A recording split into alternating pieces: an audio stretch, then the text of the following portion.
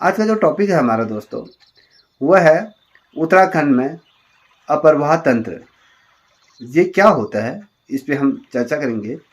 देखिए, अफवाह तंत्र का मतलब ये होता है जहाँ से पानी का बहाव चारों दिशाओं की ओर प्रवाहित होता है, जहाँ से पानी एक धारा से कई जगहों को ये प्रवाहित होता है।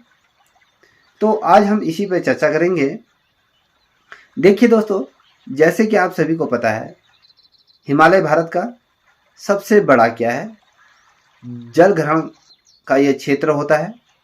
यहीं से हमें जल पीने को प्राप्त होता है, जिसे हम मीठे पानी के तौर पर यूज करते हैं। क्योंकि आप लोगों को पता है, जो हमारा अर्थ है उसके अंतर्गत जो 79% जो पानी है, वो सारा पानी आपके खारे पानी के रूप में है।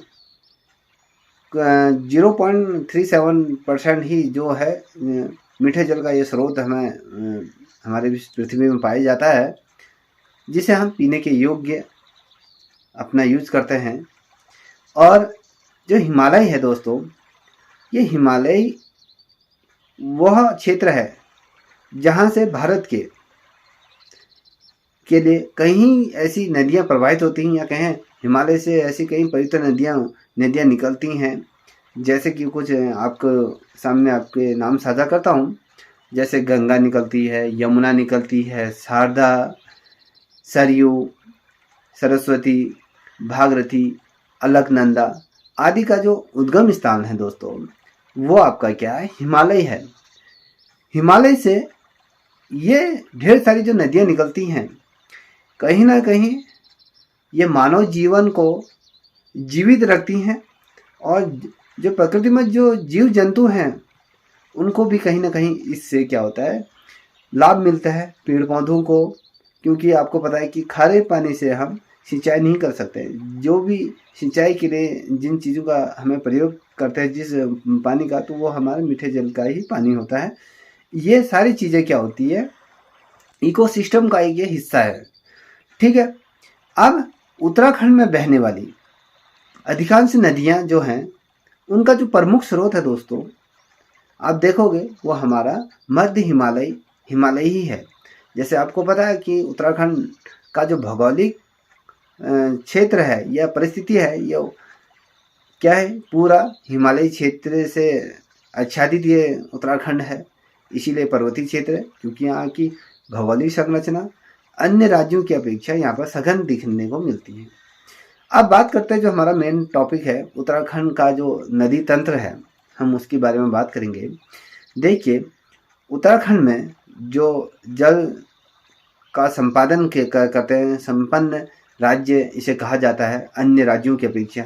और राज्यों में आपको देखने को मिलेगा कि जल की कहीं ना कहीं कमी देखने को मिलती है। पीने के लिए पर्याप्त जल प्राप्त नहीं मिल पाता है। राजस्थान की बात करो या बिहार की बात करो, या अन्य ऐसे बहुत से राज्य हैं जहाँ पर यह जल संपन्न राज्य नहीं है।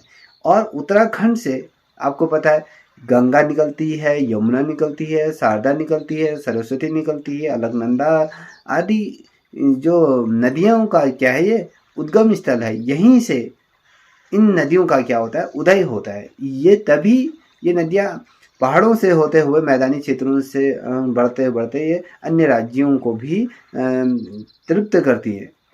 ठीक है। और साथ ही यहाँ से जो बहने वाली अधिकांश जो नदियाँ होती हैं दोस्तों, उनका प्रभाव क्या होता है, दक्षिण पूर्व दिशा की तरफ होता है। ठीक है। कभी क्वेश्चन ये बनेगा कि उत्तराखंड में जो प्रवाहित होने वाली जो नदियाँ हैं, उनकी दिशा किस दिशा को निर्धारित होती हैं, किस दिशा को ये प्रवाहित होती हैं। तो आपको स्पष्ट रूप में ये लिखना है कि दक्षिण पूर्व दिशा में ये क्या होती है, प्रवाहित होती हैं। अब बात करते हैं राज्य की जो सर्वाधिक लंबी जो 4 नदियों के बारे में। यदि हम बात करें कि उत्तराखंड में 4 नदियाँ कौन सी हैं जो सबसे लंबी नदियों की श्रेणी में आती हैं, और लंबाई के क्षेत्र में भी, और कितने किलोमीटर के दायरे में ये नदियाँ प्रवाहित होती हैं, तो उनमें जो हमारे राज्य की जो 4 प्रमुख नदियाँ हैं, जो लंबाई और के क्षेत्र में भी लंबी हैं, और किलोमीटर के दायरे में अगर हम बात करें इनकी किलोमीटर, तो उन 4 लंबी नदियों के बारे में यदि मैं बात करूं, तो पहली है आपकी काली नदी। इस काली नदी की अगर लंबाई की बात करूँ तो ये 252 किलोमीटर की ये नदी है। इसका क्षेत्रफल बहुत लंबा है। और उसके पश्चात जो दूसरे स्थान पर आती है वो आपके 205 किलोमीटर की ये लंबी ये नदी है जो भागीरथी के रूप में जानी जाती है। उसके पश्चात तीसरे नंबर पे दोस्तों ये है आपकी अलकनंदा जो 195 किलोमीटर है। और उसके पश्चात अगर मैं बात करूं तो पश्चिमी रामगंगा की बारे में बात करेंगे। ये चौथे नंबर पे आती है। ये 155 किलोमीटर की ये क्या है नदी है। देखिए पहले क्रम में कौन है, काली नदी, जिसका जो जितने किलोमीटर की यदि बात करूँ 252 किलोमीटर लंबी है ये। और उसके बाद भागीरथी है 205 किलोमीटर लंबी। और उसके बाद अलकनंदा 195 किलोमीटर। उसके पश्चात अगर हम चौथे नंबर की बात करें तो वो आपके रामगंगा है 155 किलोमीटर। ठीक है, अब बात करते हैं थोड़ा सा उत्तराखंड के बारे में ही। देखिए पुराणों में अगर हम पुराणों की यदि बात करें, पुराणों में भागीरथी, अलकनंदा, धौलीगंगा, मंदाकिनी, पिंडारी और नायर जैसी नदियों को यहाँ पर जो ये मिलकर जो 7 नदियां हैं ये सप्त समूह या सप्त स्रोत के रूप में भी ये जानी गई हैं। इनको सप्त स्रोत के रूप में, नदियों के रूप में भी जाना जाता है। कभी क्वेश्चन ये बनता है कि इन 7 नदियों के नाम बताइए जो सप्त समूह के अंतर्गत समावित हैं। ठीक है, आपको पहला तो है आपकी क्या है, भागीरथी, फिर अलकनंदा, फिर धौलीगंगा, फिर मंदाकिनी, फिर पिंडर, फिर मंदाकिनी, फिर नायर नदी। ये मिलकर क्या होते सप्त समूहों का ये निर्माण करती है या स्रोत का निर्माण करती है। ठीक है, आप बात करते हैं जो बहुत महत्वपूर्ण है। ठीक है, ये क्वेश्चन बनेगा ही बनेगा। देखिए राज्य की 3 प्रमुख नदियां की यदि बात करूं नदी तंत्र का, तो इसका वर्णन निम्न प्रकार से हम कर सकते हैं। तो आज मैं आपको केवल गंगा नदी के बारे में बताऊंगा। उसके पश्चात कल अगली नदी जो भागीरथी नदी है उसके बारे में बताऊंगा। आज हमारा जो फोकस रहेगा दोस्तों वो गंगा नदी पर ही रहेगा। गंगा नदी का जो तंत्र है उस पर रहेगा। फिर इसी अध्याय में हम देखेंगे इससे रिलेटेड जो क्वेश्चन बनेंगे उस पर भी चर्चा करेंगे। एग्जाम के दृष्टिकोण से कौन सा क्वेश्चन बन सकता है। दोस्तों यदि आप लोगों को ये चैनल आपके परीक्षा के दृष्टिकोण से महत्वपूर्ण लग रहा हो, कहीं ना कहीं आपको हेल्प मिल रही हो, तो प्लीज़ मैं आप लोगों से रिक्वेस्ट करूंगा कि आप इस चैनल को भी सब्सक्राइब करें, साथ ही अपने दोस्तों को भी साझा करें। अब बात करते हैं दोस्तों गंगा नदी के बारे में बात करें। पहली नदी के बारे में, राज्य की प्रमुख 3 नदियों के बारे में हम बात करेंगे, उसका वर्णन भी करेंगे। आज जो मैं बात कर रहा हूँ आपसे वो सिर्फ गंगा नदी तंत्र के बारे में बात करूंगा। देखिए जो गंगा नदी का जो उद्गम क्षेत्र है या कहाँ से गंगा नदी का उद्गम होता है ये आप सभी को पता है। गंगोत्री से, गंगोत्री ग्लेशियर से इसका क्या होता है उद्गम होता है। वहां से फिर ये आगे भागीरथी के नाम से इसे जाना जाता है। इसे भागीरथी नाम होता है इसका। और देवप्रयाग में भागीरथी तथा अलकनंदा से ये मिलने के पश्चात इसे गंगा के नाम से जाना जाता है। ठीक है, आप सभी को पता है कि दोस्त कि आप लोगों गंगा नदी का जो उद्गम स्थल है वो गंगोत्री ग्लेशियर से होता है। ठीक है, और भागीरथी नाम से होता है इसका उदय। ठीक है, उसके पश्चात जब देवप्रयाग में आती है, देवप्रयाग में भागीरथी और अलकनंदा से मिलने के पश्चात हमें गंगा नदी के रूप में हम इसे जानते हैं। और गंगा नदी के रूप में जिसे हम प्राणदायिनी या मोक्षदायिनी के रूप में भी जानते हैं, वहां से इसका नाम गंगा के रूप में हम जानते हैं। उसके पश्चात देवप्रयाग से हरिद्वार तक राज्य में गंगा नदी की लंबाई की यदि मैं बात करूं, देवप्रयाग से हरिद्वार तक के मध्य की कभी दूरी पूछी जाती है, इसकी लंबाई पूछी जाती है, तो ये 96 किलोमीटर की ये क्या है, इसकी 96 किलोमीटर की दूरी के अंतर्गत ये आती है। ठीक है, फिर उसके पश्चात गंगा में पौड़ी के ब्यास घाट के पास ये कौन सी है, फुलचट्टी नामक, ठीक है, फुलचट्टी नामक स्थान पर बाईं ओर से इसमें नाग नदी, और आगे जब आगे हम बढ़ेंगे तो इसमें आगे बढ़ने पर देहरादून और ऋषिकेश में इसका जो मिलन होता है वो आप देखोगे। इसमें चंद्रभागा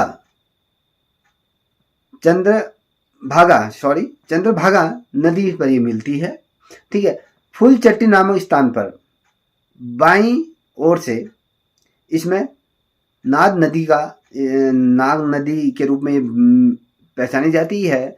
फिर अगर हम देखें उसके बाद आगे बढ़ने पर इसमें जो देहरादून के आसपास जब ये जाती है, देहरादून से ऋषिकेश के मध्य चंद्रभागा ये नदी इसमें मिलती है।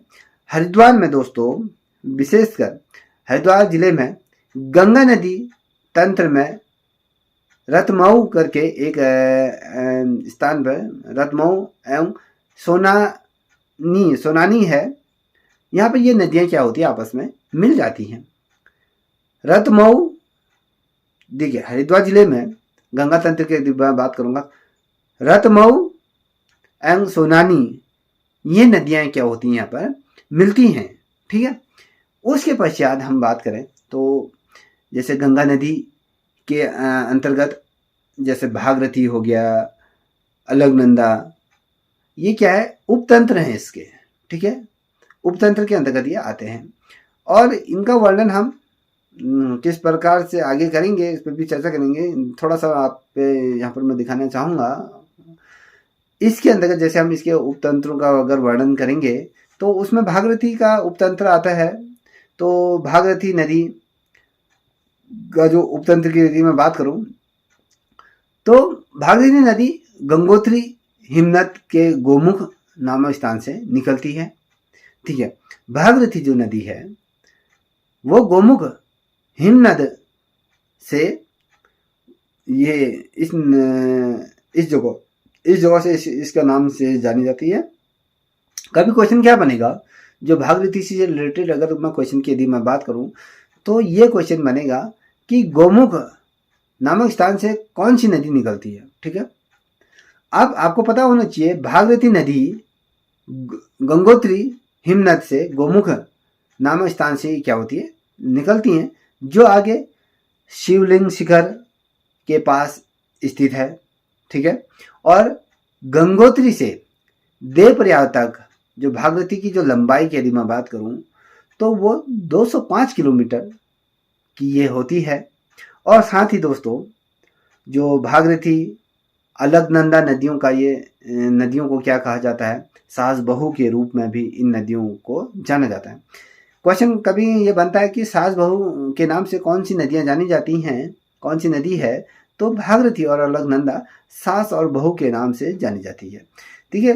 गंगोत्री के समीप अगर मैं बात करूं तो गंगोत्री के समीप जो भागीरथी में मिलने वाली प्रमुख नदियों के बारे में भी कभी क्वेश्चन पूछा जाता है। तो उसमें आपको पता होना चाहिए रुद्र गंगा, जहावी गंगा, या फिर जाट गंगा, या फिर शिया गंगा, या फिर कहें जो मिलंगा गंगा, और उसके पश्चात आता है असीम गंगा और जटा गंगा, और जैसे जागेश्वर धाम में भी ये जटा नाम गंगा स्थित है, ठीक है। ये गंगा वहाँ से क्या होती है, प्रवाहित होती है। बात करते हैं जो भिलंगना नदी है, जिसे खतलिंग ग्लेशियर जो टिहरी से निकलती हैं, और साथ ही और गणेश प्रयाग जिसे पुराना टिहरी शहर के नाम से भी जाना जाता है, और भागीरथी नदी से ये जाकर क्या होती है, मिल जाती है, ठीक है। इतना आप लोगों को पता चल गया होगा। आप मेरे साथ इसमें नोट्स भी बनाते ही चलिएगा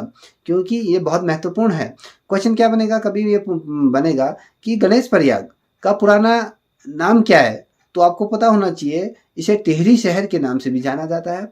और दोस्तों टिहरी शहर के नाम से तो ये जाना ही जाता है, और इसमें जो भागीरथी नदी में ये क्या होती है, जाकर ये मिल जाती है। कौन सा, गणेश प्रयाग से जो नदी निकलती है, जो खतलिंग ग्लेशियर से ये निकलती है, टिहरी से होके होते, ठीक है। अब इसकी लंबाई की यदि बात करूं, जो भागीरथी नदी से जाकर जब ये मिलती है तो इसकी जब लंबाई की यदि हम बात करें तो ये 110 किलोमीटर की लंबी 110 किलोमीटर लंबी ये क्या है, नदी है। और जब भिलंगना की जो सहायक नदी के क्रम के बारे में पूछा जाएगा कि भिलंगना नदी की सहायक नदियां कौन कौन सी हैं, कभी क्वेश्चन बनता है तो आपसे पूछा जाएगा, तो आपको पता होना चाहिए मनेद गंगा, दूधग गंगा और बाल गंगा, ये जो नदियां हैं ये भिलंगना की सहायक नदियां हैं। अब बात करेंगे हम जो अलकनंदा की उपतंत्र के बारे में बात करें तो उसमें देखने को मिलेगा कि अलकनंदा का प्राचीन नाम क्या है, क्वेश्चन बनेगा तो आपको पता होना चाहिए कि ये विष्णु गंगा के रूप में इसे जाना जाता है। और जो ये चमोली के उत्तर भाग में क्या है, स्थित है, जहाँ पर संतोपत जो शिखर हैं उसमें अलकापुरी नामक जो हिमनद है जो संतोपत ताल से ये निकलती है, ठीक है। और अगर मैं बताऊं तो जो संतोपत है से देवप्रयाग तक की अगर कभी दूरी पूछी जाएगी तो 195 किलोमीटर ये बहती है, ठीक है। अब संतोपत से देवप्रयाग की दूरी आ जाता है क्वेश्चन कि कितने किलोमीटर है, तो आपको पता होना चाहिए कि ये 195 किलोमीटर है। उसके पश्चात क्वेश्चन क्या बनते हैं, सरस्वती, पश्चिमी धौलीगंगा और लक्ष्मण गंगा, मंदाकिनी जो पिंडर है या कहें उसके बाद मंदाकिनी नदी अलकनंदा की क्या होती है, सहायक नदियों के रूप में जानी जाती है। अब अलकनंदा की सहायक नदियां कौन कौन सी हैं, कभी क्वेश्चन पूछा जाता है, सरस्वती, पश्चिमी धौलीगंगा, लक्ष्मण गंगा, मंदाकिनी हो गया, पिंडर हो गया, और मंदाकिनी अलकनंदा की ये क्या होती है, सहायक नदियों के रूप में ये जानी जाती हैं। उसके पश्चात दोस्तों अगर मैं बात करूं तो आपको ये देखने को मिलेगा कि अलकनंदा सर्वप्रथम लक्ष्मण गंगा, ठीक है, लक्ष्मण गंगा से हेम गंगा या कहे पुष्पवती नदी से ये मिलती हैं और ये क्या होता है, आगे को बढ़ती हुई आगे चली जाती है और बद्रीनाथ से जो उत्तर पश्चिम में जो स्थित है, जो केशव प्रयाग है दोस्तों, जैसे जो केशव प्रयाग अगर हम किस जनपद में स्थित है तो कभी क्वेश्चन बनेगा तो ये आपको पता होना चाहिए कि ये चमोली जनपद के अंतर्गत आता है। वहाँ पर ये सरस्वती नदी से क्या होती है, मिल जाती है, ठीक है। अब जिस बिंदु पर मैं चर्चा करने जा रहा हूँ वह भी अत्यंत महत्वपूर्ण है।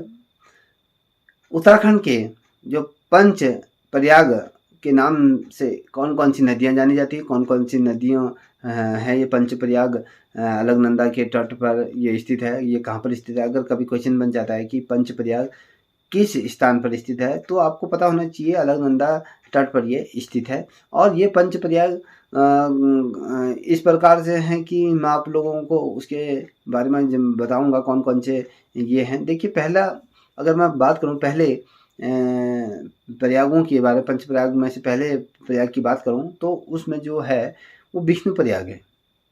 विष्णु प्रयाग किस जनपद में स्थित है, कभी क्वेश्चन बनता है तो आपको पता होना चाहिए कि विष्णु जो प्रयाग है वो चमोली जनपद में स्थित है, ठीक है। इसमें अलकनंदा, विष्णु गंगा जो पश्चिम, धौली गंगा जो पश्चिम से आती है, जो धौली गंगा में क्या होती है, मिलती है, जिसे अलकनंदा का जो दूसरा नाम है होता है हिरणावती नाम से क्या होता है, इसे जाना जाता है। ये इतना आप लोग इतना ये ध्यान रखिएगा, ये क्वेश्चन पूछा जाएगा कि दूसरे जो विष्णु प्रयाग है उसको दूसरे किस नाम से जाना जाता है, ठीक है, हिरणावती के नाम से भी इसे जाना जाता है। अलकनंदा का जो दूसरा नाम है वह हिरणावती के रूप में जाना जाता है, और जिसे ऋषि गंगा, गणेश गंगा, क्योर गंगा और गिरिथी या कहें इत्यादि क्या होता है, जो पश्चिमी धौली गंगा की ये सहायक नदियाँ होती हैं। उसके पश्चात दोस्तों जो नंद प्रयाग के बारे में बात करूँ तो नंद प्रयाग भी चमोली जनपद में ही है, और ये यहाँ से अलकनंदा और मंदाकिनी नदियाँ यहाँ पर मिलती हैं। और जो त्रिशूल पर्वत के नंदा घुंटी से ये निकलती हैं। ठीक है, क्या कर्णप्रयाग हो गया, रुद्रप्रयाग हो गया, देवप्रयाग हो गया, ये नदियों का क्या है, ये समूह होता है पंचप्रयाग में।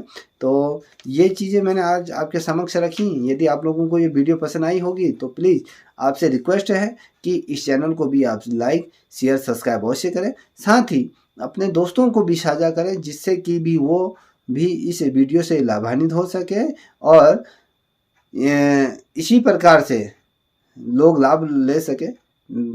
दोस्तों, आज के लिए इतना ही, कल अगली वीडियो में मिलेंगे, तब तक के लिए इतना ही।